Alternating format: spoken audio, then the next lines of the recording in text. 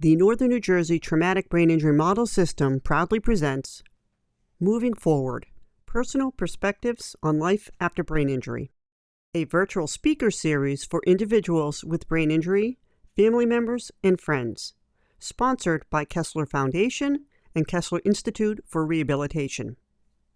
Good afternoon, everyone. Welcome to our third of our 4 presentations of the Traumatic Brain Injury Virtual Speaker Series. This series is sponsored by the Kessler Foundation as part of our TBI Model Systems Grant, which is funded by the National Institute on Disability, Independent Living, and Rehabilitation Research. Michael Greenwald has been an integral part of the Brain Injury Alliance of New Jersey since 1992. A retired teacher, Mr. Greenwald currently serves as an officer on the Alliance's Board of Trustees. He has been a support group leader for over 25 years and was a strong force in establishing the Council for the Head Injured Community, now known as Voices Advancing the Brain Injury Community.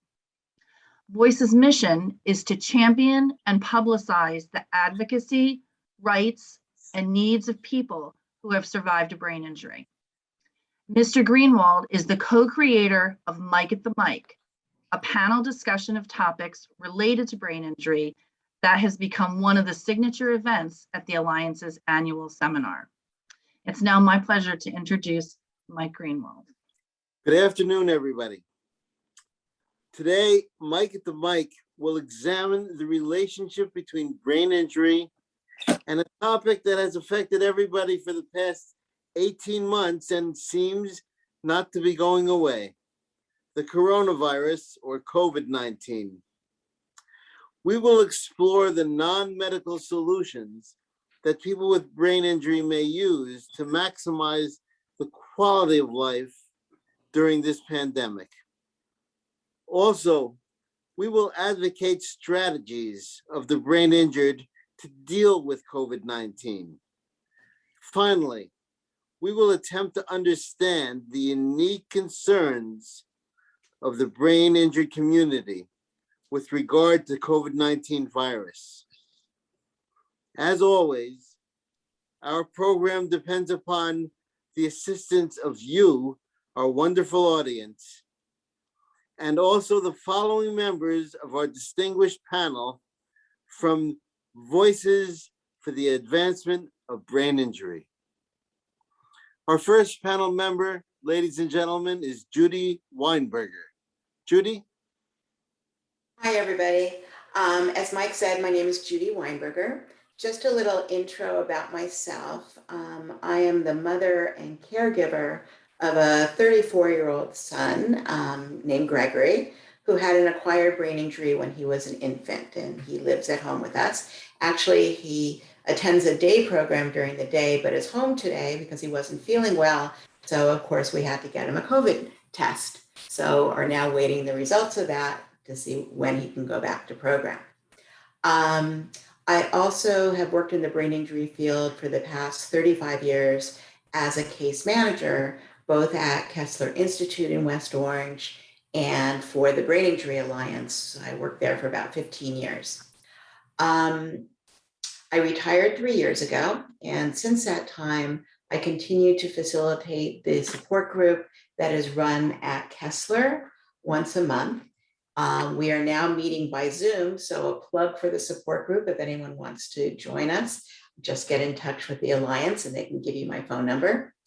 And at the beginning of this year, the Alliance asked me to work on a 5-month COVID project where we were providing information and resources about COVID to the brain injury community, which is how I got in touch with Voices and this wonderful group here. And Mike asked me to join us today.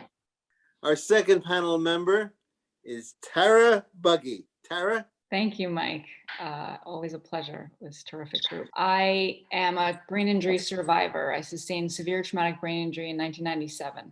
My senior year of college, I was home for spring break and I was attending another traumatic brain injury survivor benefit. On the way home, very ironically, sustained traumatic brain injury of my own. A year and a half later, I after receiving treatment at both University Hospital for acute care and Kessler East for inpatient and outpatient rehabilitation.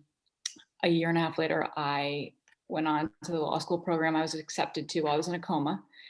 And while I graduated in 3 years, eventually passed the bar and even practiced for a short time, I continue to live with the very enigmatic symptoms of brain injury that we all lovingly call the silent condition. And now I am lucky enough to work with Voices, very important platform to bring survivors' voices to improvement of treatment and awareness.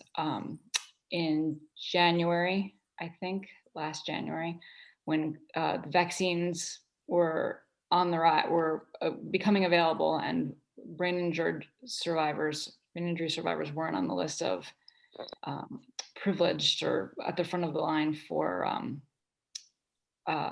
vaccine, I contacted the National Brain Injury Alliance, and they directed me to Tom, our advocacy director at the Brain Injury Alliance in New Jersey, who then connected me to Judi, and I helped Judi with her work, her 5-month work, grant work, to bring awareness and information, did research and writing for her, and became involved in Mike on the Mic, and I'm feel very privileged to do it. So thanks so much, Mike. Thank you so much, Tara. Our final panel member is Rich Ziemkiewicz. Rich. Thank you, everyone. I'm Rich Ziemkiewicz, worked as a chiropractor for about 18 or 19 years. Then I had a brain mass. That was about 11 and a half years ago. It recurred a year later, and several surgeries, physical therapy, occupational therapy, speech therapy, cognitive therapy, a bunch of therapies, I guess. I'm here now living with the effects of brain injury. I'm presently in a support group and a member of Voices advocating the brain injury community. I exercise at the YMCA a few days a week, and I used to volunteer at the local library, but with COVID, well, things are off for now. That's it. Thank you. Thank you. Rich, thank you so much. And to my panel, I wish you all the best. Take care of yourselves. The one thing that I want to point out is that we cannot get along unless we have questions from our audience. So I will ask the first one, but I hope that's not much more. Let's see, the first question I have, I'll ask Judi. Judi, for the brain injured, have there been any benefits from living with COVID-19 experience? Glad you're starting, Mike, with the positives, because I think we can all agree it's been an awful 18, 19 months now. And I think there have been a number of benefits that the brain injury community can look towards, hopefully to continue past COVID. And I think a lot of them have to do with technology. First being exactly what we're doing today, being on Zoom. We now have the ability to see in person friends and family from across the country or across the world, really. We can join in exercise classes through Zoom. We can attend conferences. We can take classes, all without leaving our house. And I think that's a really good thing for the brain injury community, who often doesn't have a lot of energy to do all the things that they want to do. So being able to do Zoom, I think, has been a real privilege to everyone. The other thing is, through technology, we now don't have to go to stores. We can order our groceries online. We can order takeout food to be delivered to our house. I think we all know about Amazon, and most have used that prior to COVID. But now this whole world has opened up that we really don't have to leave our house in order to get what we need. And I think that's a real benefit, because why spend energy doing something that you don't really need to spend all that energy doing. Just spending time making a shopping list and then ordering online and then have it delivered either that day or the next day is great. The other thing, I think probably the most tremendous thing that technology has done, has allowed people to work from home. Whether having a brain injury or not, that has been a real plus for the brain injury community. One of the members of our support group who had not been able to work successfully for 10 years since her brain injury was able to get a virtual job and is very successful now because she doesn't have to spend time really getting dressed in the morning, getting to and from work. She's just able to turn on her computer and start working. And that's been a real plus for her, as I'm sure a lot of other people with brain injury. I'm sure Tara and Rich have other ideas also about the benefits of COVID. Tara, what have you got to say on this? Mike, I do. I've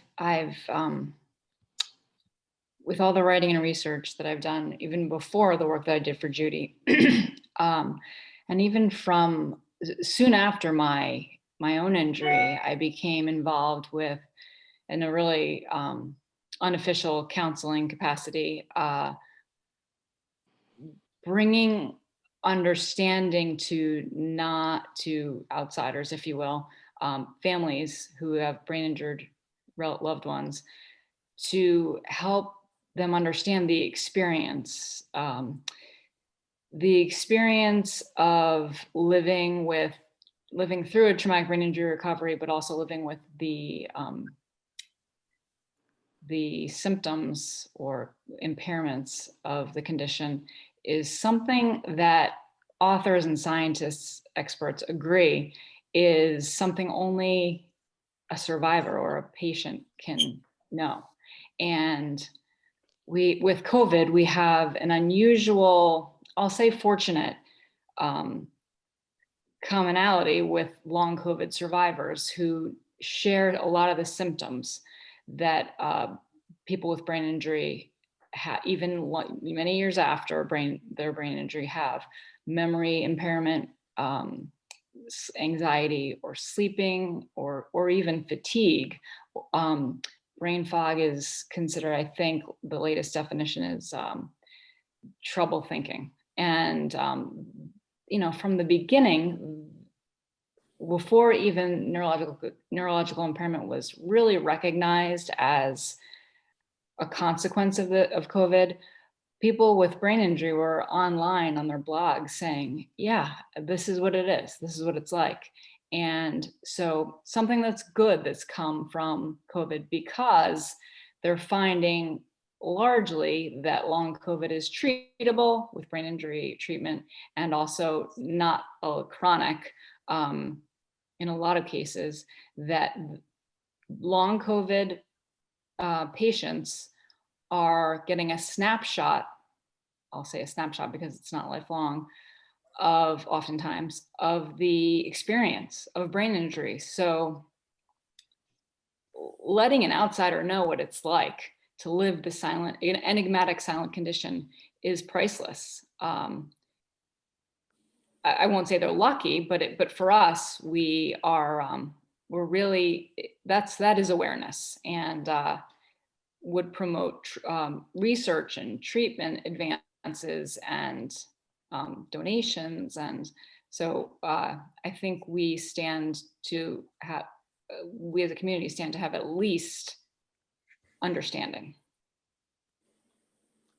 Thank you so much. Rich, you have a comment.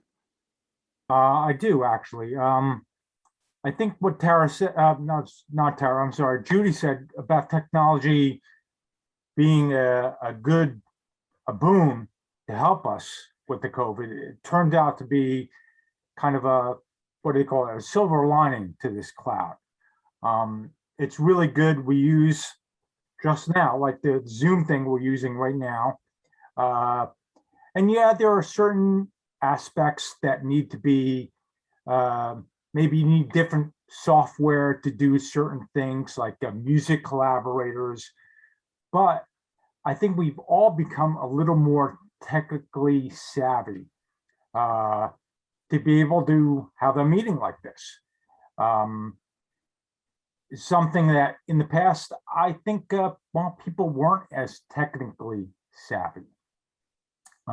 Also, on a personal note, I use a meal company that delivers the ingredients to meals, so I've learned to cook a little better.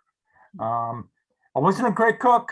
I'm still not a great cook, but I'm better than I was. You better.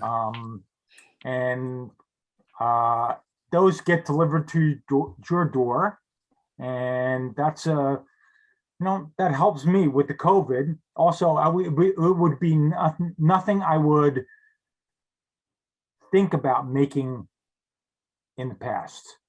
And now they give you the directions and the ingredients, and that helps quite a bit. So I've learned my cooking skills have been honed just a little bit also. Well, that's good. I might have you over here to help me a little bit.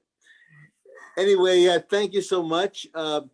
Now we've heard from our panel. Are there any people from our audience, which I understand is starting to build a little bit, who would like to express their comments on any of the benefits that have been received from COVID-19?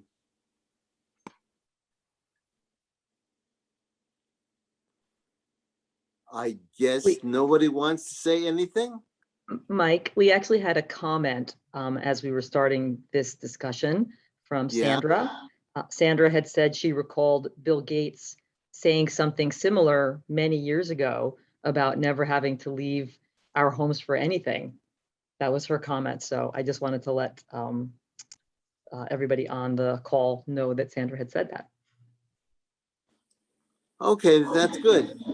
With COVID, we've all had to spend more time than ever with our family and with our children, our husbands, our wives, sometimes extended families that have come and lived with us during this time.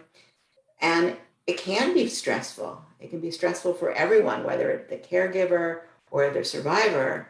There's an added level of stress figuring out how to be together 24/7. So I would agree with Rich that it can be very stressful.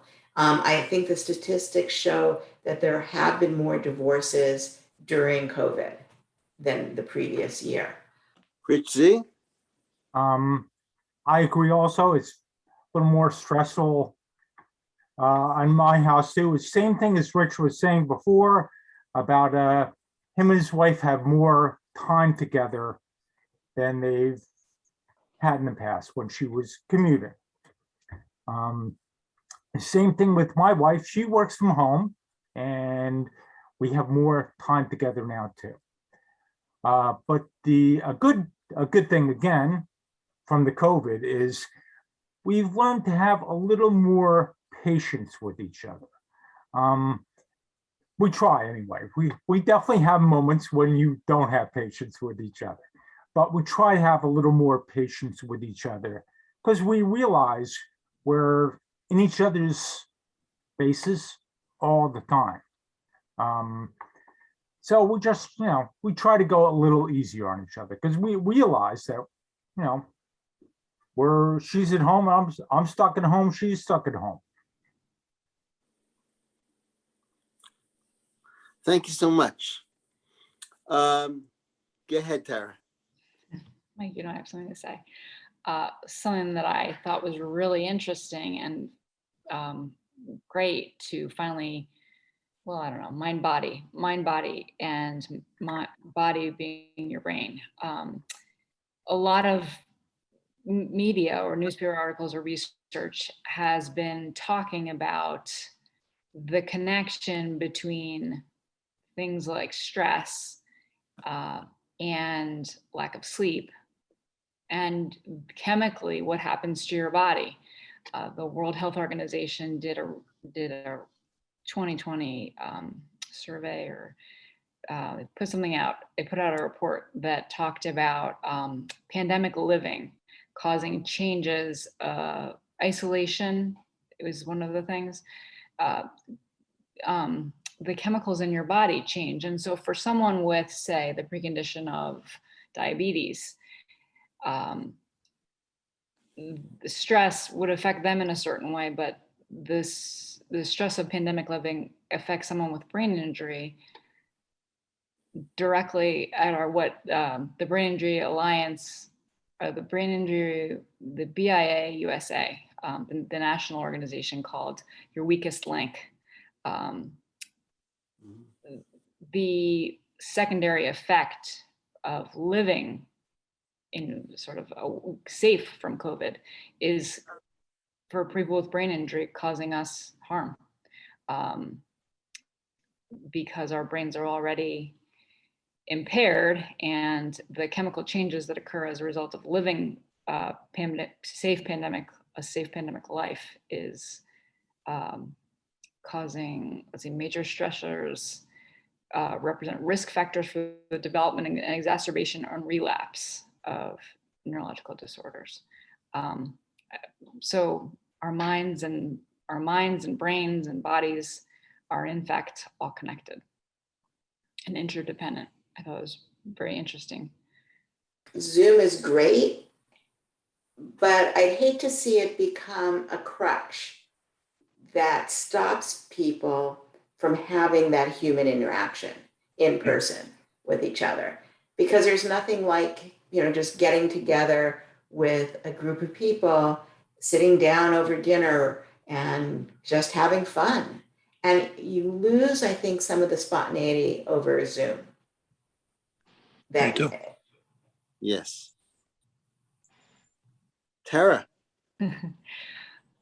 Something that I've learned through my work with voices, Sandra brought up, and is that, and some of the reading I've done, transportation is major. It's a major issue for people with disabilities, and Zoom does solve that. Last time when we spoke about this topic, Judi and I were agreeing that there's something that you can't attain without the in-person experience for treatment, or even in the specific case of people with brain injury, it can be cognitive impairment or something that an in-person or whatever, or a cue or inability to grab cues or whatever it was, that brain injury, you need the in-person, is what we agreed. And then I read research from April that, and it may be a difference between a doctor and a patient, it could very well be, I guess, that the survey found overwhelming benefits from telemedicine, and transportation was one of the things, and one of the problems that telemedicine solved, but also that all different treatments were possible. And maybe from the time that we spoke, people had just gotten better at it.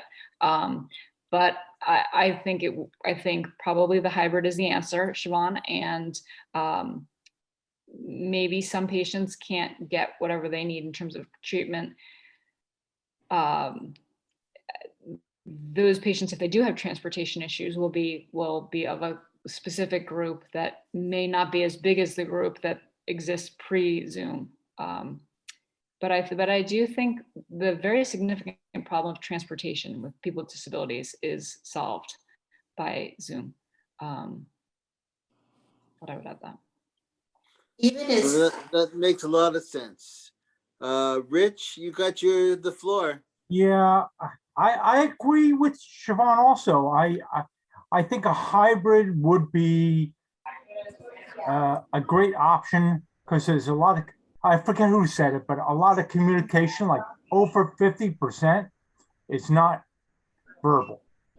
And I think even though we can see each other with Zoom, there's still a lot in person that which would be in person that we lose.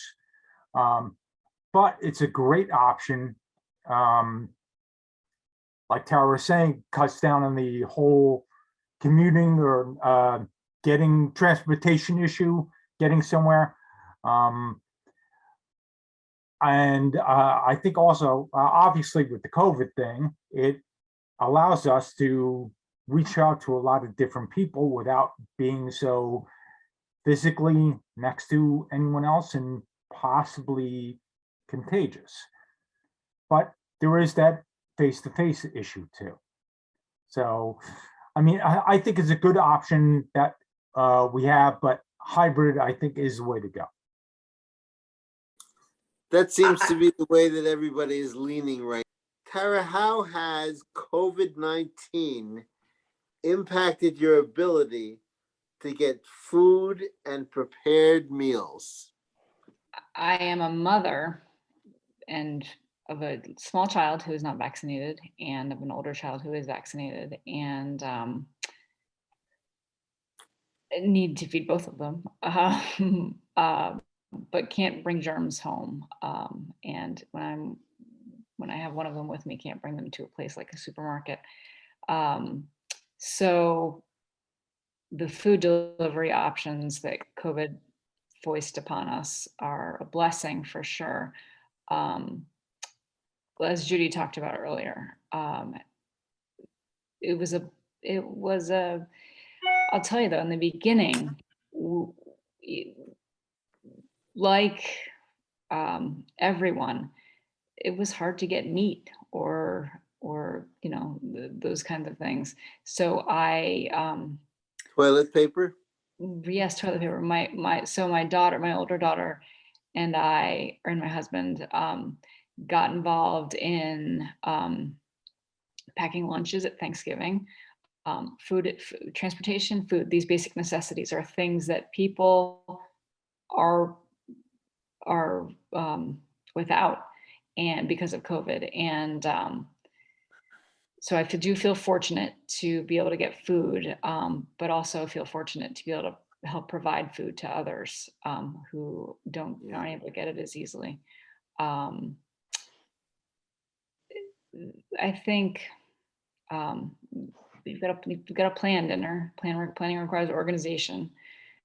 Brain injury doesn't always allow for organization. Memory, when your memory is taxed because of stress and that kind of thing, on top of your already possible impairment, possible memory impairment. It's, you know, we talked about stress earlier, but certainly able to get food. The ease of getting food certainly easier than for many, but COVID certainly presented challenges to this impaired brain, and I'm thankful for the community that I have around me to help insulate me or help me. Thank you so much, Tara. Any comments from our audience on food and prepared meals?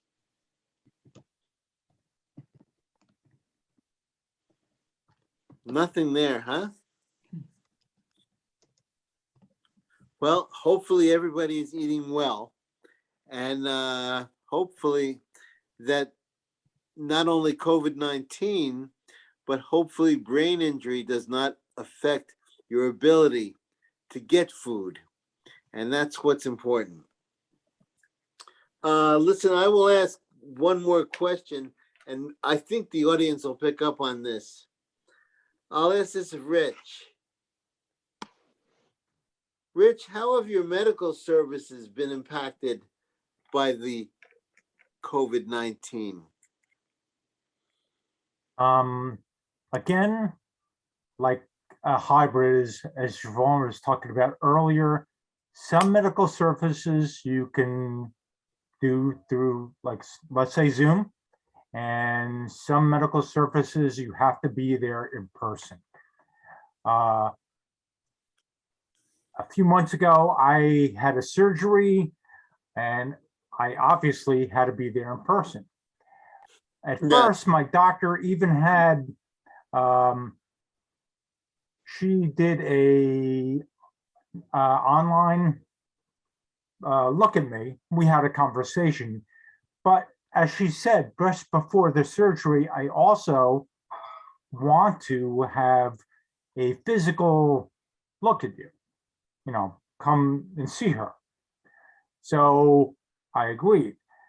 So that it does alter things. It's another layer of, how do you say, complications, how to properly protect yourself, how to properly protect others.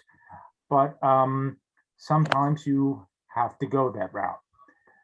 So basically, to answer your question, there's some services like, let's say, counseling services that you are able a little better to communicate through technology.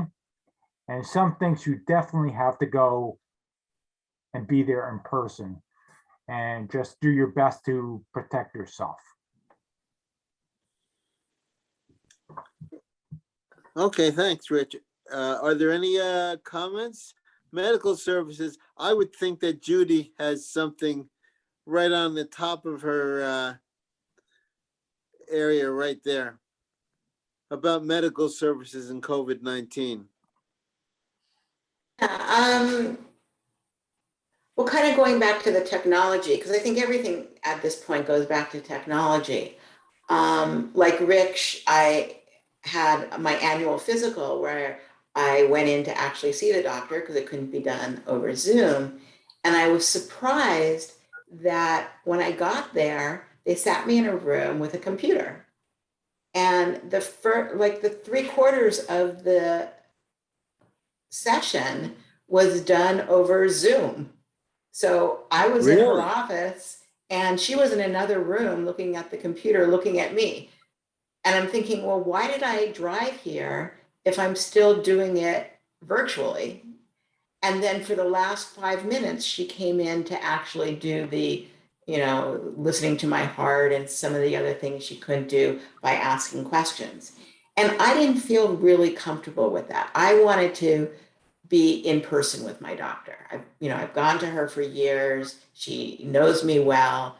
I wanted to see her. I wanted to sit down and have a conversation with her that I didn't feel was the same At least to see the look in her face when you said something.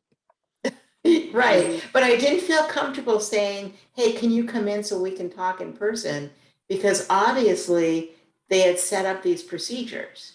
Maybe I should have said something like I would have preferred to have actually done this in person. Wow. And maybe I needed to be a little bit more, initiate a little bit more to express what I needed.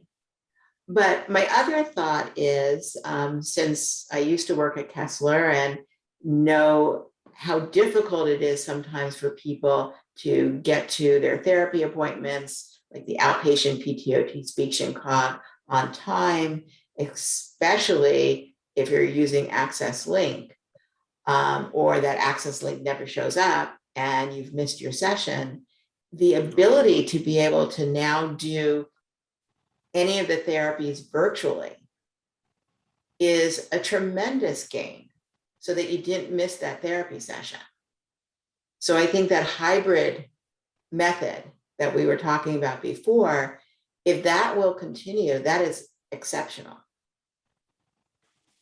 I wanted to get back to this earlier, but we went a different way with the conversation. I think something that's so important and needs to be, we need to figure out how to address it. If we haven't already, I think we may have come close, is getting treatment for COVID, for getting treatment for your brain injury if you've had COVID. I remember a long time ago in our Voices, just annual, weekly or monthly meeting, Rich brought up the topic of, well, what if they just say that that's just your brain injury? And I think Tom referred to something like that earlier.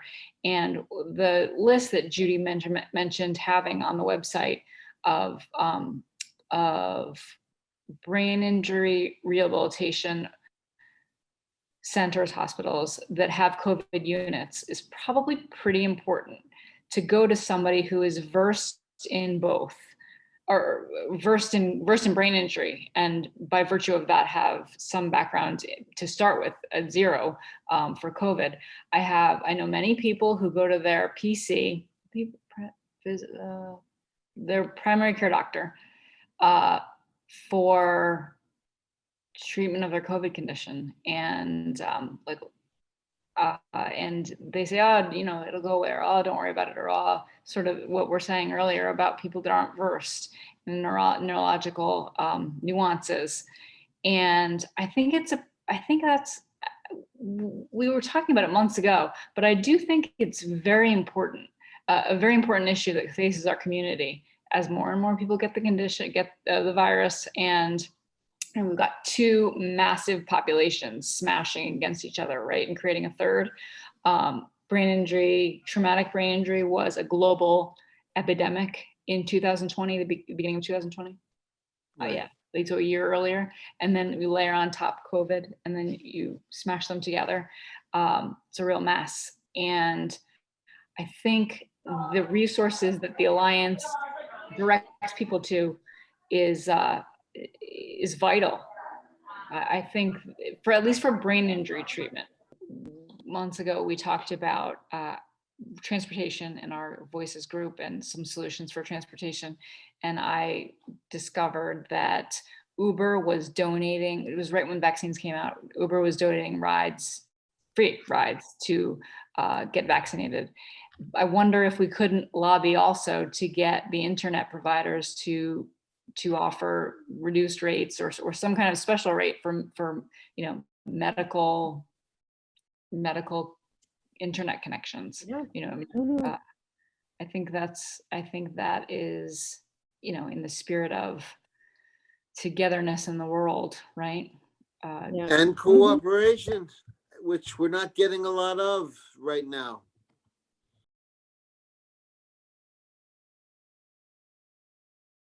The Brain Injury Alliance of New Jersey have now a number of Zoom support groups. Some of them they're sponsoring, and some of the existing support groups have gone to Zoom rather than meeting in person. So if you call the Alliance and just ask for information about support groups, they can give you a whole list of different support groups that you can join virtually. It's also on their website. If you go to bianj.org, they're general support groups. Everyone's welcome. It's typically both people with brain injury and survivors and caregivers that can join these support groups. And I think everyone learns from each other. It really doesn't matter if you have a mild brain injury or a more severe brain injury. Everyone's there to support, encourage, and learn from each other. I was going to ask if any of the panel members want to just give their thoughts about COVID-19 and brain injury. I can start with you, Rich. You have to be your own best advocate. You really have to pay attention to what is happening to you medically or not. You also have to learn to trust people that are professionals in what they do. And you have to use your judgment to balance what you think is right, what they think is right. And that's the crux of where stuff comes to, that balance. Saying this is good, this is bad. So that's what I'm getting at, basically. I understand. Go ahead, Tara. Mike, when you and I sustained our traumatic brain injuries in the 90s were considered called the decade of the brain. It was significant. There was a significant advancement made in neuroscience. And then came the early aughts, was the age of neuroscience, I think is what they called it. I think COVID and brain injury in the year 20 years after that is the third chapter, if you will, we're continuing to learn, and keep saying we, and I'm not a scientist, but I do believe that survivors have a strong role to play in advancement of treatment advancements, and the voices, not the panel, but the voice of the brain injured survivor in representing the experience of brain injury and living with brain injury, living with impairments that no one can see. It's vital. It's vital. And COVID has made that all the more clear.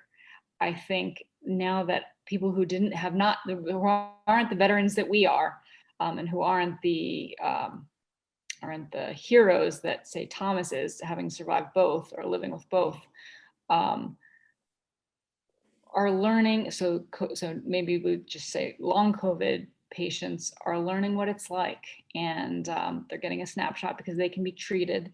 We are also treatable, and the treatments are going to get better by virtue of the learning that we're doing through the world's continued education of neuroscience. The brain is going to return full blast as we learn more and more, I believe, how much of a role neurology plays in the experience of COVID-19. I think the silent masses, or the global epidemic of brain injury, traumatic brain injury, has a lot to teach. And we are, with Gina Marie and with Sandra and Della's, team membership, we're in it together. And I think the latest saying in the world is, we will thrive together, maybe, and we'll get through this, and we will learn. Thanks so much. Judi? I think piggybacking off of what Tara just said, the word resilience comes to mind. And something that I hear over and over from people who have experienced brain injury is that by virtue of having a brain injury, you develop resilience.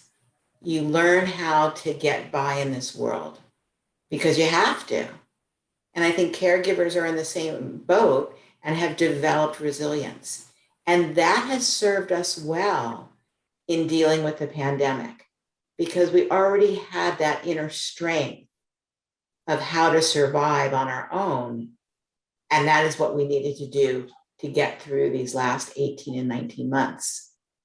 So I think in one respect, people with brain injury and caregivers have had it a little bit easier than the general community, who perhaps have had a pretty easy life and didn't need to deal with all of these issues that we've just been discussing for the last hour or so.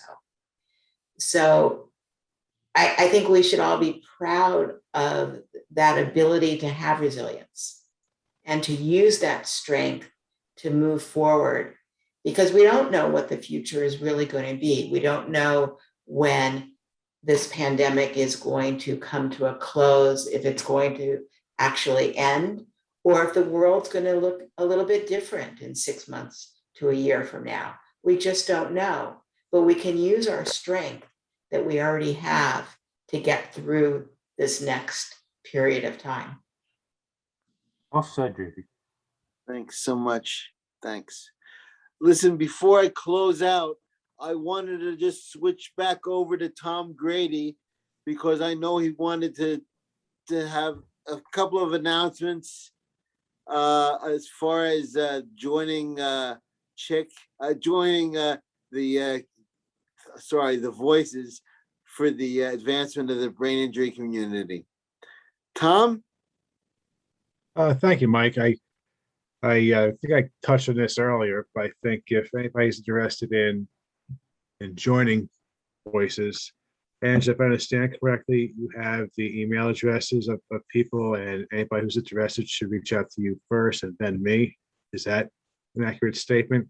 Correct. make You sure I can reach understand. out. They can Okay. reach out to me since they have my Okay. email address, or through the Brain Injury Alliance website. I think it was put in the chat. There's lots of ways to get through. So Well, if you want to go if anybody here wants to go through the Alliance route, it's probably most straightforward to email me directly. And my email address is tgrady@bianj.org. And I'll write that down, the chat, after I speak. But I think, just to reiterate, the value of being involved with Voices is really twofold. One, gives people a platform to bring to the table issues they think need to be addressed or things that need to be improved for the benefit of people with brain injury.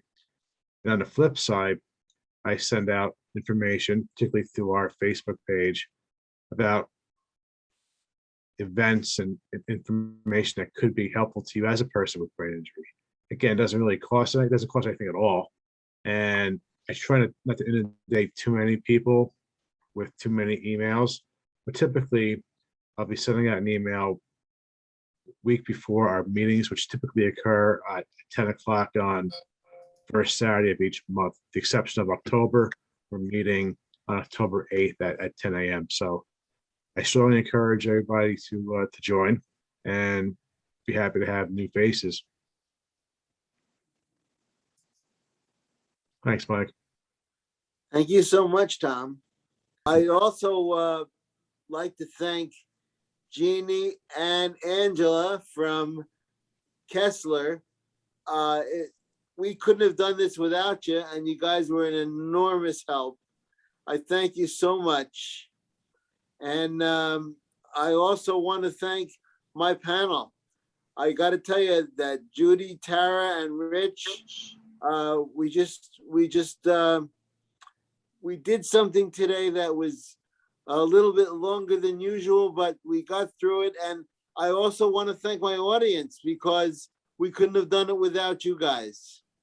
So thank you so much for attending Mike at the Mic. Whenever you see Mike at the Mic again, hopefully you have an idea that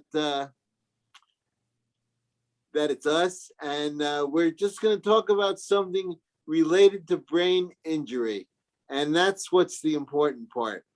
You got to relate things to brain injury and make sure that when you leave this meeting, that the main thing on your mind is brain injury, because we can't get by without people supporting us.